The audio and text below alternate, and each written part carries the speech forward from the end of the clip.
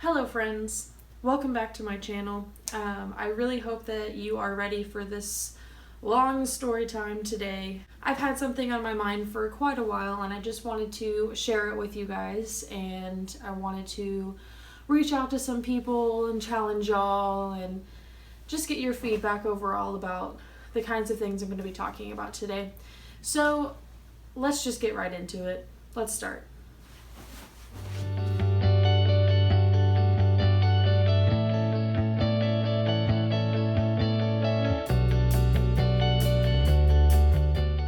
Story time. I was an army brat growing up, and when you're an army brat, you travel around, and I traveled around the US.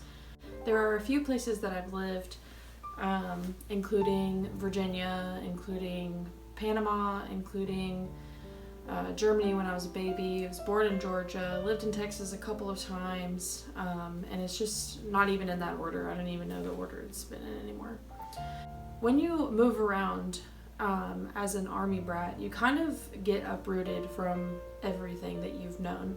And what's been really on my mind lately is all the people that I've met over this period of time. I just really have been getting into my head about what's been going on in their lives. This might have popped into my head because some old friends from a long time ago have added me on Facebook and added me on Instagram, and it really reminded me of that part of my life. It's been very easy for me to kind of not think about the past. I'm very much the type of person to think about the present, and if I do think about the past, it's the immediate past, not necessarily things that happened like 10 years ago or further back than that. I wanted to talk about this in the respect of being an army brat, and I really wanted to kind of explain my behaviors over the past. So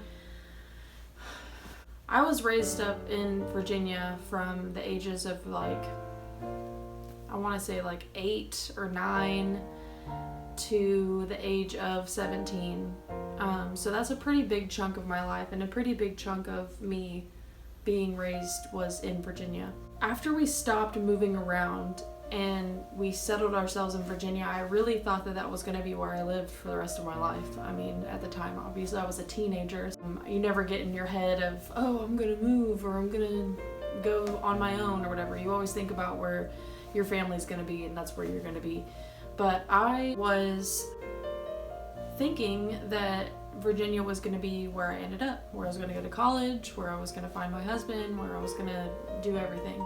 When I was about 17-ish, my dad got a letter from some previous friend that he had in Texas, and it got to the point where they wanted to get together. So my dad made the decision that me and him would move to Texas. And I was going into junior year in high school, and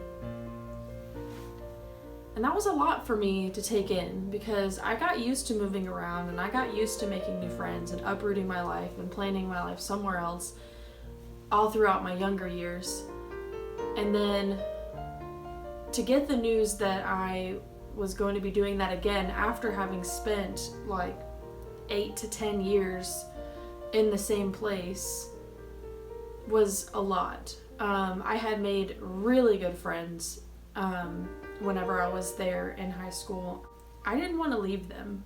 I didn't want to make them just a part of my past again that I would never think about. I wanted to stay friends with them, and there were a couple that I really, really tried to keep contact with. I tried to keep talking to them. Me and a friend of mine, and she was my best friend. While I was living there, we would go to each other's houses every week. We basically grew up together in our teenage years, and I really appreciated that friendship. So we made it a point to visit each other. She would come to Texas, I would go to Virginia, and we would spend time together like we used to whenever I lived there. But something happened to where we just stopped talking to each other regularly. I honestly have no idea what went down. We just kind of fell off of being that close of friends, I guess. And I'm not blaming her, and I'm not blaming me. I mean, obviously it's both sides, and it might have been partly that living 1,000 miles away is just impossible to keep a friendship going, especially at the age of 17 when you barely even have a job and you have no money to just go travel all the time, and things happen. It has come up in my mind quite often that I miss her. I really do miss like talking with her. I miss spending time with her. I miss going to Warped Tour together, and I miss like everything. I can't even put it into words like how much stuff we've gone through, honestly. And it makes me sad sometimes that we're not friends anymore. But that being said, obviously I'm not against becoming friends with her again. I really would enjoy being friends with her again for sure. And I hope that maybe that can happen sometime in the future. But that set aside, what I'm trying to get at here is I've had this pattern in my life that included where I would make friends when I go somewhere else. Like something different happens in my life, I just stop talking to these people. There's no way that these people did not mean something to me in my life. And I noticed that I've been like this for so long where if I don't see this person for like a long time, I just don't make the effort to keep talking to them, and then they don't make the effort to keep talking to me, and we just kind of stop being friends. I'm really scared of this becoming an ongoing pattern in my life. I don't want to make friends and be really good friends and be best friends and be there for each other for everything and then just stop. I don't want to have to do that in my life. And I think a lot of it had to do with growing up as a military brat.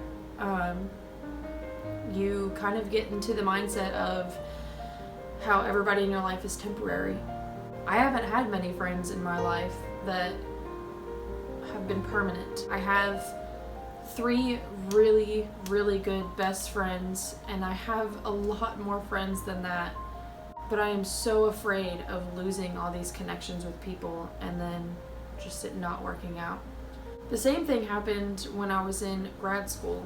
Another story time. If you don't know me, I went to grad school for counseling, but I found other things that I'm really good at and that I really love doing, and I'm doing that now, which is amazing. But the point is, while I was in grad school, I made the best friends. Like, I made really good friends that could be with me, I thought, for a long time. And they all became counselors, and I didn't become a counselor. So then I got to the point where I felt ashamed that I didn't follow through with that, or I felt like I wouldn't be able to relate with them anymore, or I felt like they wouldn't want to hang out with me anymore if I didn't have anything in common with them. Which deep down I know that they're great people. They are really great people, and I know that we would still be able to be friends if I just made the attempt to be friends with them. But I get into the mindset of every person that comes into my life is temporary.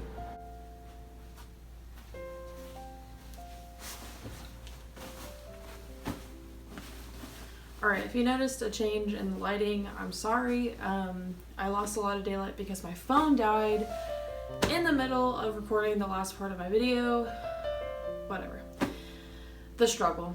So I turned on all the lights around me, so it's gonna look a little different, but bear with me.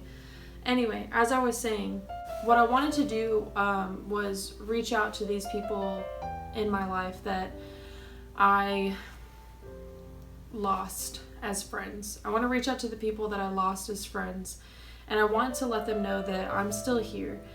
If you want to be friends with me, if you've thought about me, if you haven't thought about me and you're watching this video, please feel free to reach out to me if you ever want to. I'm not begging for attention. I'm not trying to get people to feel sorry for me. I'm just trying to reach out to those people that I may have hurt by not talking to them, and I really wanted to say that I'm sorry that I did not try, and I'm still here. If you want to be friends, I would love to be friends, because friends that I've made throughout my whole life have been the greatest. I would not be where I am today without them. That's what's been on my mind lately. If you are watching this and you are a military brat, put it in the comments below. Tell me what your biggest struggles were growing up. Any other questions, comments, or concerns, you guys can definitely put it in the comments below.